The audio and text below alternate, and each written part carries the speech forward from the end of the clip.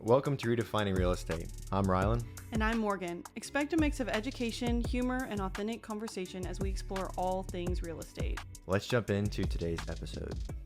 Welcome back to the Redefining Real Estate podcast. Today we're going to be talking about tips to prepare your home for sale. You have to remember that the first impression is everything for a buyer. So we want to make it as positive as we possibly can, which I know most sellers and homeowners out there already know this, but we're going to go kind of through a thorough list of things to think about, either as you maintain your current home or as you start getting it ready to list the property for sale. Yeah, I think one of the biggest things you kind of mentioned is, the first impression is what really counts when you first show up to a home. Yeah. One of the biggest things that people are going to be looking at is, yard maintenance and landscaping upon arrival. Whenever you first pull in, if the grass is overgrown, if there's weeds in the flower beds, it may just give the buyers like an impression that, maybe that's not what you're going for.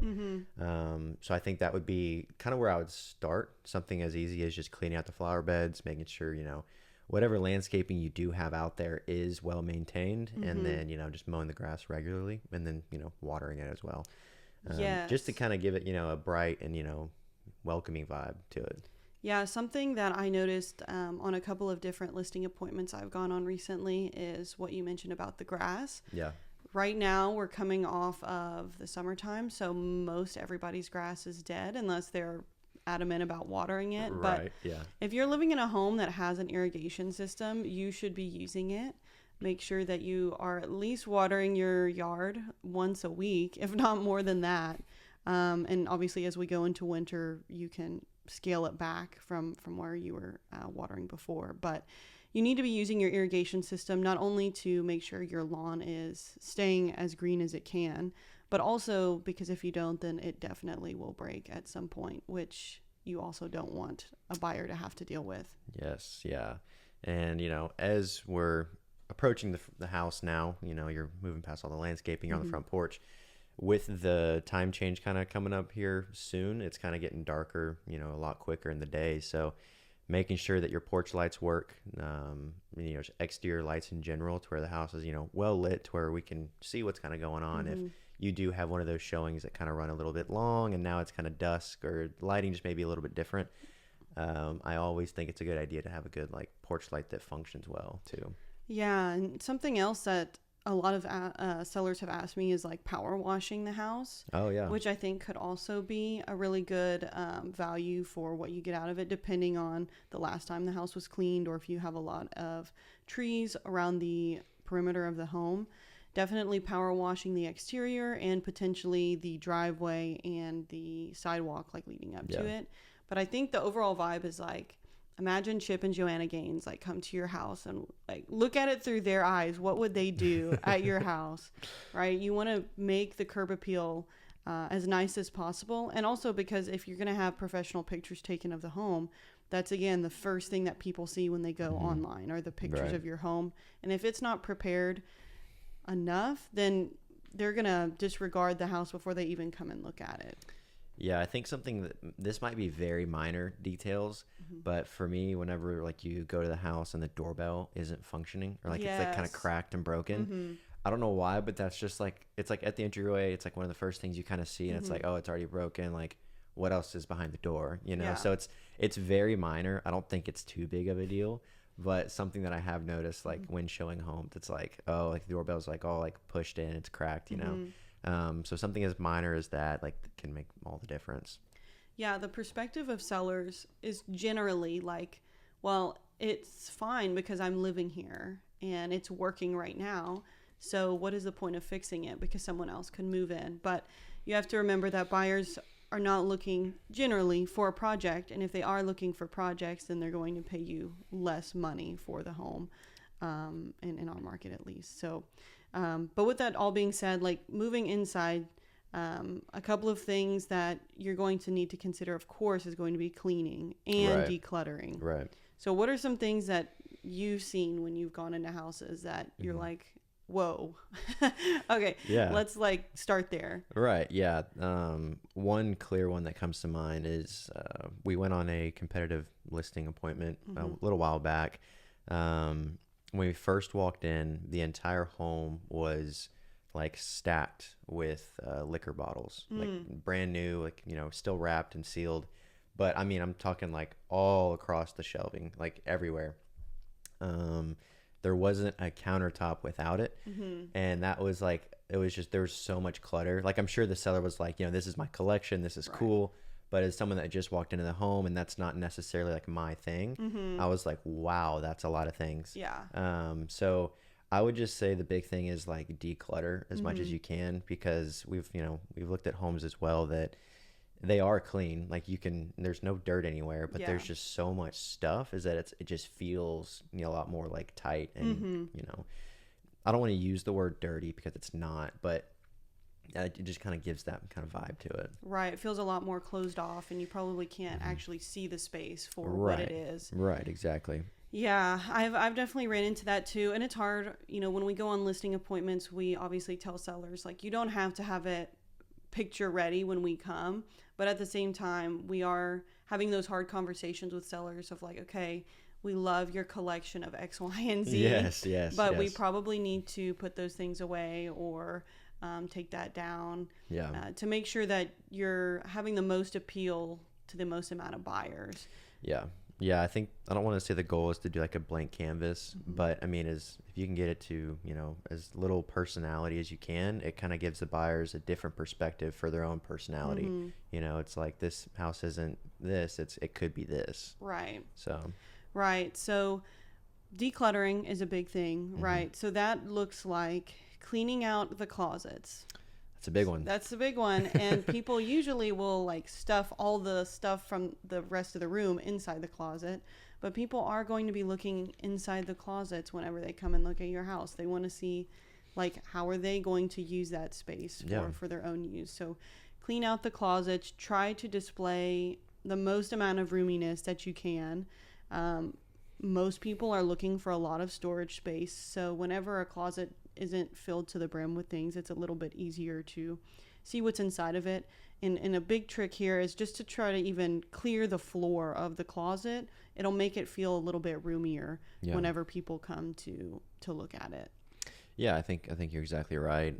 People love to know how they can utilize the space, and it's really hard to do that when you can't even see the space, Yes. Yeah, I think that's definitely a big one. Another big one that I've kind of been running into recently is light bulbs. Mismatched light bulbs or missing light bulbs. It's like a pattern disrupt within the home. Say if like the kitchen has like a really nice bright white, and then like the hallway has weird yellow, and then over the bathroom vanity there's missing a bulb. Like, it's always good to have matching bulbs without the without like changing colors.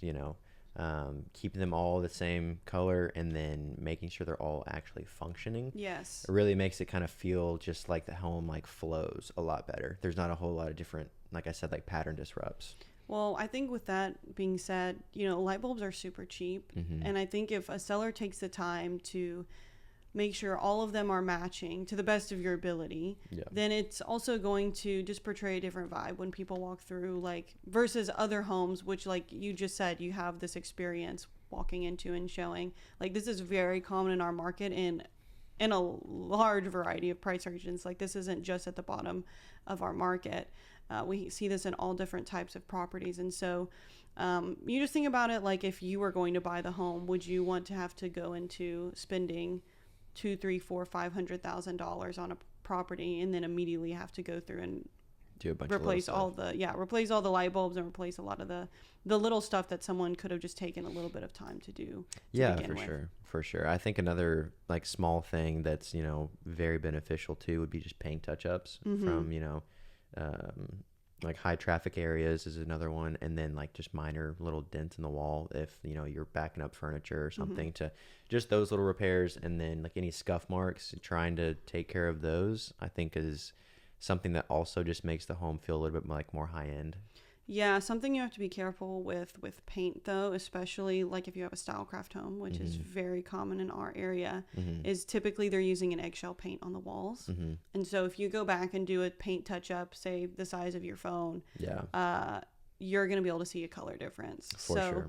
So on a recent listing appointment we went on, we recommended to do paint touch-ups, but you have to be very careful about those areas. And if you can do like a whole area at a time from like, so say for example, you guys have probably seen underneath a bar area in the kitchen where it's kind of like like there's 3 angles that are underneath the bar that kind of come to a corner. So if you have some scuffs on one end of it, try to go from like one seam of the drywall to the next where it goes into that corner. So that way you're getting a fuller touch up versus just trying to touch up 3 or 4 spots where maybe somebody was accidentally like kicking the wall or shuffling their feet or something against it. Yeah, I think you're exactly right. There's a spot in my house where someone attempted to do a paint touch up, and it's like on one of the main walls, so it's like just very obvious, and it's like you can see where it's like a brighter tan, and then it's like the aged tan from the original, whatever they did. Very, very obvious, and very well like could have been avoided for sure, without a doubt. Yeah, paint is one of those things that I would say it's upper on the list of things that you could do and actually get your money back out of it, right? On a lot of these things where we're going on listing appointments and talking to sellers, we can't always guarantee that this one thing is going to bring you the value that you spend on it. It's kind of a culmination of all of these different things put together. But paint is one of those where if you do have a lot of different color walls in the house or different paint varieties where maybe somebody touched up previously, if you do a full repaint and do all one color, a neutral color, then typically that you are going to get your value out of it depending on the size of the home. So with paint, if that is something that anyone is ever concerned about, definitely get with your real estate professional, someone that you trust, and ask them their honest thoughts, because that's kind of what our goal here is. Like, we have to be honest with you about what needs to be done, but those things can be difficult conversations sometimes. Yeah, for sure. Because I mean, everyone learns to like live with small things like that. Like, it's not going to affect your day to day if there's a little paint chip somewhere.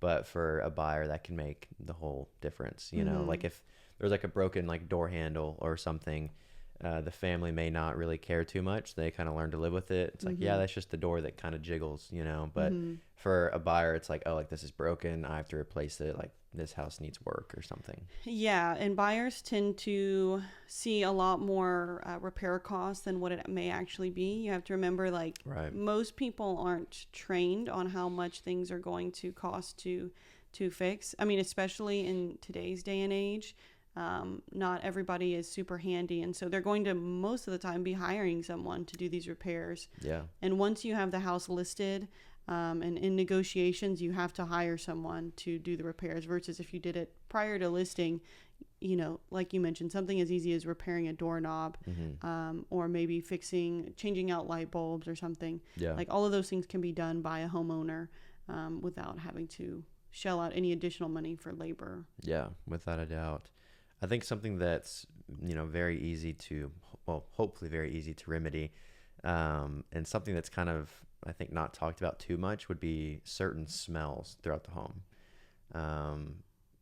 Obviously taking out the trash before showings or open houses, stuff like that. But really just trying to, because we go nose blind to so many things. Yeah, that's so it's also hard to tell people, like, hey, this room kind of stinks a little bit. Like, what happened? Like, they're not going to want to hear that, obviously. So if you can try and like remedy any, pet smells, trash smells, anything it could be, that'd be great. And then also, like lighting a candle or something, Yeah, I find that a lot of times what we end up smelling are usually animal, like pet smells with carpet. Right. So like you mentioned, we do all go nose blind. So something that can be a good exercise is just like, when you go away for vacation and then you come back after the weekend or whatever, what does that smell that you smell? Like, let's all be honest with ourselves here. 'Cause I know, even like for my house, I live like in a early 1900s Victorian house. So there is a different smell to it. It smells older when you walk in. Like, it's not the same as walking into a new construction house where there's like new paint smell. Yes. But it smells a little bit more, not musty, but like you just smell a little bit differently in there. It does for sure. And with the idea of smells, I mean, we have to make sure that everyone is cleaning. And again, we're never going to say someone is dirty, but everybody has a different idea of what clean is.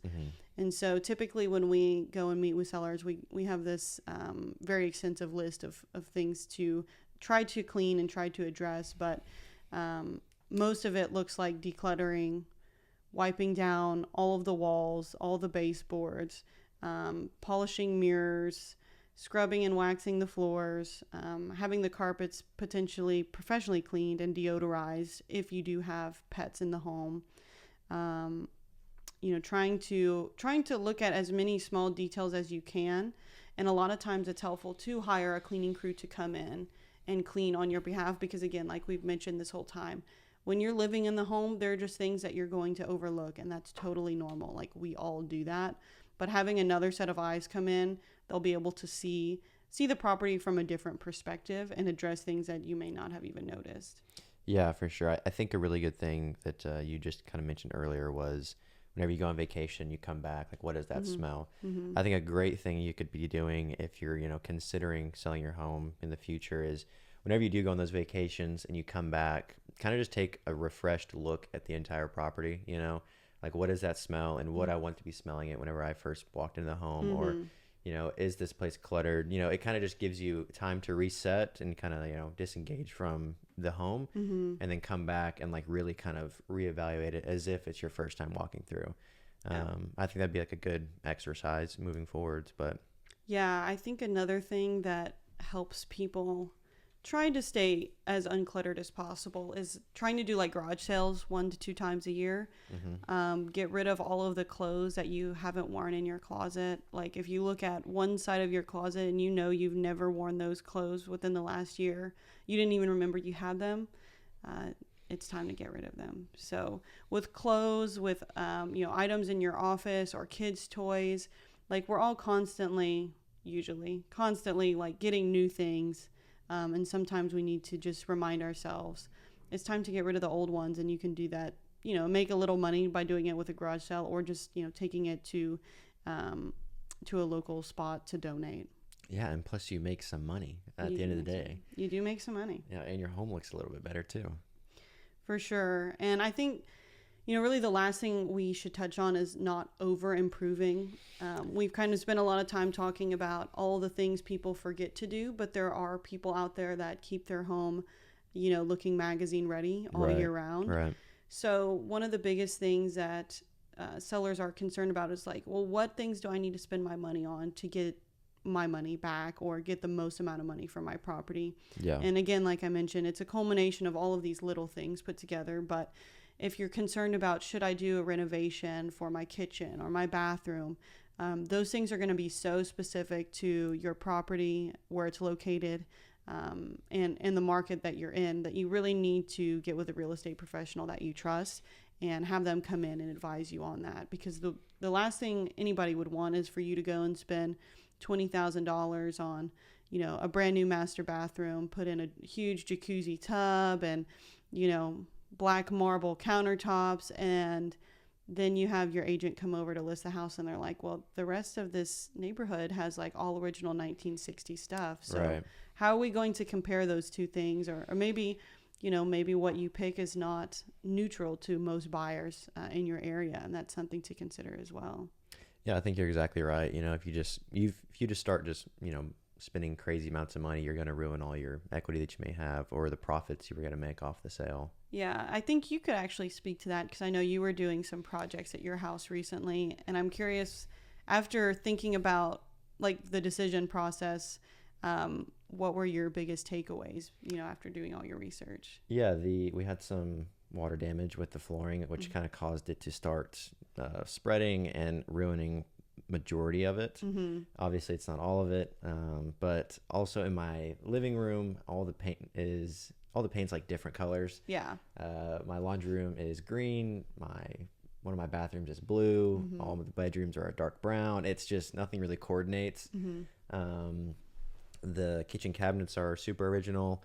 So stuff like that. The paint would be the big thing that wasn't super expensive. You know, it is expensive, yes, but as far as compared to the flooring, it's not.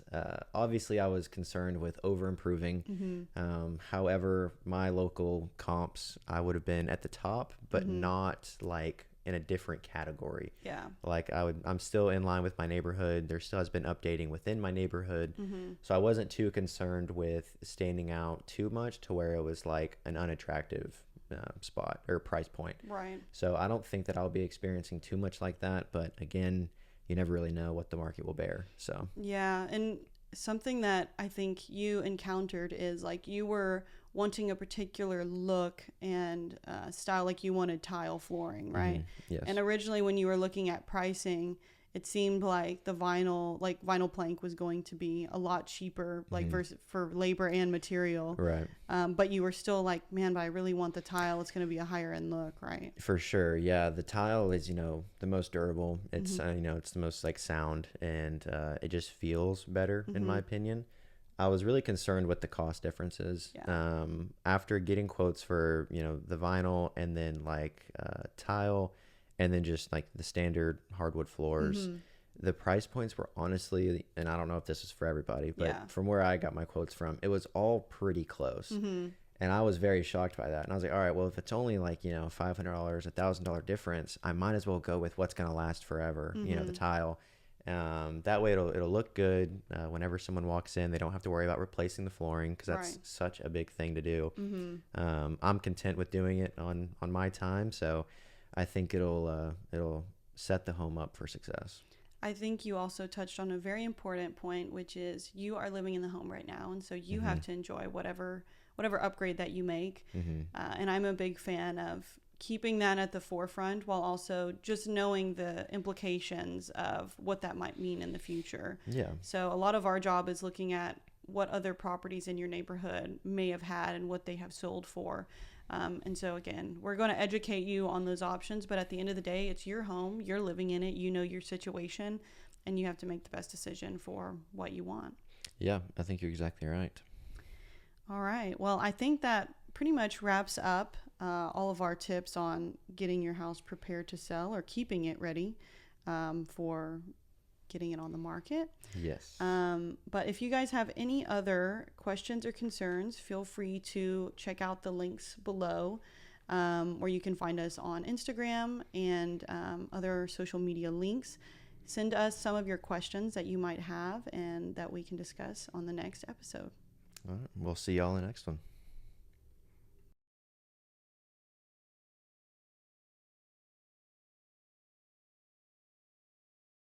Thanks for hanging out with us today. We hope you found something useful or at least had a good time listening. Yeah, if you enjoy this episode, feel free to subscribe or share it with someone who might enjoy this content. And if you have any questions or topics you want us to cover, reach out to us on Instagram. Everything will be linked below for you.